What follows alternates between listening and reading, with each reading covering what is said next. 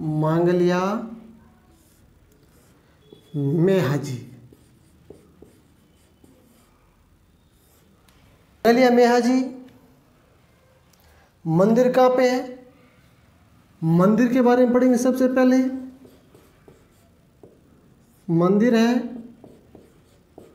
बापिनी फलोदी के अंदर, है ना, बापिनी फलोदी के अंदर है। और ये पंचवीरों में से एक है।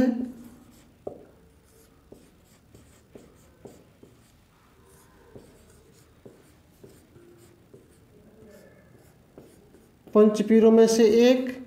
और पंचपीरों के नाम लिखना चाहो तो लिख सकते हो पाबूजी, हड़बूजी,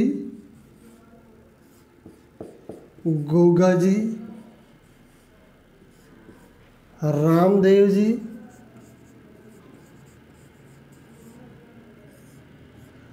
और मेहा जी।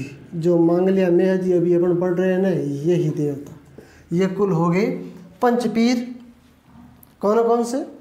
पाबूजी, हड़बूजी, गोगा जी, रामदेव जी और मांगलिया मेहा जी पंचपीर हो गए। और मांगलिया मेहा जी को सुगुन शास्त्र के ज्ञाता के रूप में भी जाना जाता है, जो रावचूड़ा के समकालीन थे। किसके समकालीन थे? रावचूड़ा के समकालीन, यानी चूड़ा के काल में थे। शकुन शास्त्र के ज्ञाता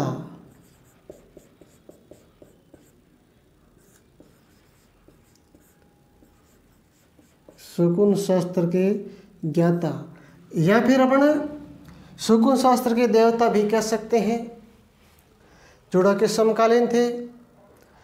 मेला कब भरा जाता है? मेला भाद्रपद कृष्ण अष्टमी को, जन्माष्टमी के दिन, ठीक है ना। कृष्ण अष्टमी को या जन्माष्टमी को एक ही बात है। भाद्रपद शुक्ल भाद्रपद कृष्ण अष्टमी मेला जो बापिनी के अंदर भरता है, मेला भाद्रपद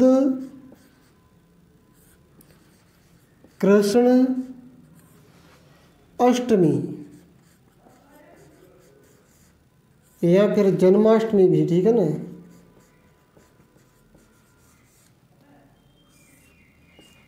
हाँ, तो मांगलिया मेहा जी पंचपीरों में से एक है। मेला भाद्रपद कृष्ण जन्माष्टमी को लगता है। इनके भोपों की वंशवृद्धि नहीं होती है, जो अपने वंश को चलाने के लिए गोद लेना पड़ता है और अपने वंश को चलाते हैं। जो भोपे होते हैं उनकी वंश की वृद्धि नहीं होती है। और उसके फिर एक घोड़ा था, उसका नाम था किरड़काबरा। क्या था?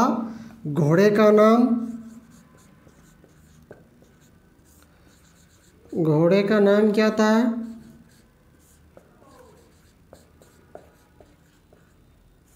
किरड़काबरा। जो फिर एक घोड़ा था मांगलिया मेहा जी का। और इनके भोपों की वंशवृद्धि नहीं होती है। किसके भोपों की? मांगलिया मेहा जी के भोपों की वंशवृद्धि, ठीक है ना, संतान नहीं होती है, नहीं होती है। इस बात का विशेष ध्यान रखें। मांगलिया मेहा जी एग्जाम की दृष्टि से बहुत महत्वपूर्ण है। अब मांगलिया मेहा जी को अच्छी तरह से पढ़ लिया है। चलते हैं, पाबू जी का जन्म स्थान भी कोलूमंड फलोदी, कोलूमंड फलोदी के अंदर है। तो पाबू जी के बारे में ही पढ़ेंगे थोड़ा। पाबू जी कौन से देवता है? पाबू जी जन्म कहाँ हुआ था भाई? कोलूमंड, कहीं कहीं कोलू नाम भी लिखा आता है, ठीक है ना, कोलूमंड फलोदी के अंदर, ठीक है, कोलूमंड फलोदी के अंदर। पाबू जी भी पंचपीरों में से एक है। पंचपीरों में गिनती होती है, अभी नाम लिखा था ना, पंचपीरों में से एक है। चारण्य है, अभी नाम लिखा था। बाबूजी के पिता का नाम धांधल जी और माता का नाम कमला दे था और पत्नी का नाम सुप्यार दे था। यह भी लिखना है, जो हर बार पूछा जाता है। पिता का नाम क्या था? धांधल जी। और माता का नाम क्या था? कमला दे।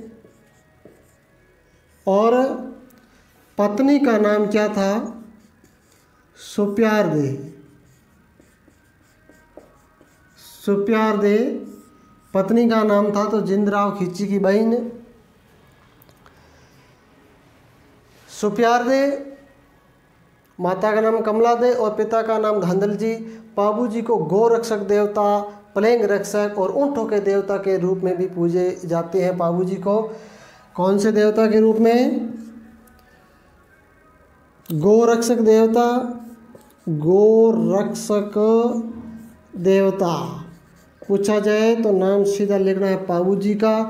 प्लेग रक्षक देवता, प्लेग रक्षक देवता। कौन से देवता? प्लेग रक्षक देवता। और ऊँटों के देवता, ऊँटों के देवता।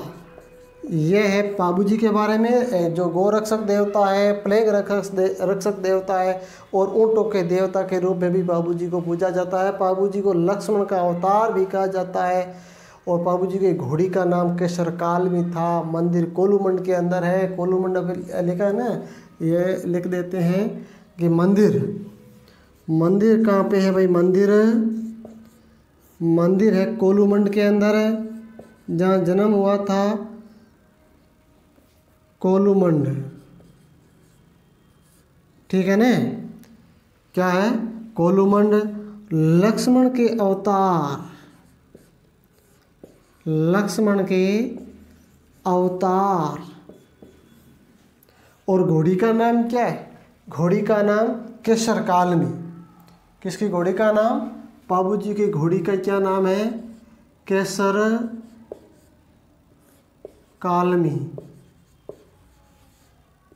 यह बाबूजी की घोड़ी का नाम, लक्ष्मण के अवतार है। और मंदिर है कोलूमंड, फड़ौदी के अंदर है, जहाँ प्रतिवर्ष चैत्र अमावस्या को मेला भरता है।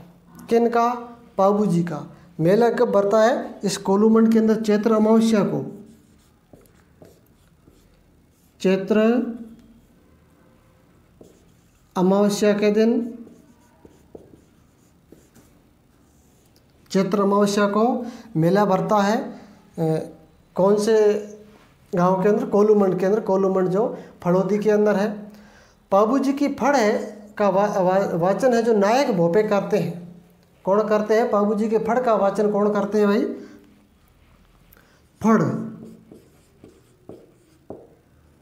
फड़ का वाचन करते हैं नायक जाति के भोपे। वाद्य यंत्र कौन सा होता है भाई?